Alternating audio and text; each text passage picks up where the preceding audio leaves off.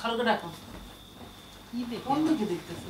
আপনার এই কাজের যে ইয়াটিয়া সব এর কি ফোন দিতে থাকবে নাকি? বাংলাদেশে গিয়ে ভাই তাও রিল্যাক্স, কোন একটা সমস্যা হলে ও তাড়াতাড়ি চলে আসবে। পুরো ট্যুরটার সার্কেলের মধ্যে থাকলে বের হয়ে আসা সম্ভব? আমার কাছে প্রথম 1 মাস ঠিক থাকলে হয়েছে, যতদিন না কি বোকা দিয়েছে। আমার কাছে একটু দাও তো দেখি ভালো থাকি কিনা। কি মা তুই যে কথা বলতেছিস তোর কথাতেই চেপতেছিস। কি মা এই মুখে হাত দিলে তো আমি খাচ্ছে হাত খাচ্ছে। মুখে হাত দিই, ক্ষুধা লাগছে বলে। চলো খেয়ে একটু খাওয়া দাওয়া করে যাই। চলো ক্ষুধা লাগছে বলে, আমাদের ক্ষুধা লাগছে।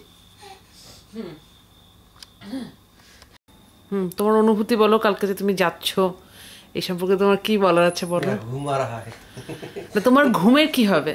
এই যে তুমি মনে করো 24 ঘন্টা থেকে 48 ঘন্টা ঘুমাও, তোমার কি কোনো বক্তব্য আছে এই বিষয়ে? ওইটা ভেবেই মেরা ঘুম। আমি মহা ভয়ে আছি শিমুল ভাই আসার পরে।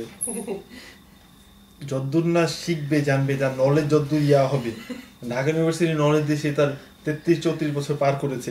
এই ট্যুরের নলেজ দিয়ে নাতি পুতি ইনশাআল্লাহ। আমার দাদা ইউরোপ ট্যুরে গিয়েছিল, আপনি জানেন আমার দাদা এই দেখে এসেছিল।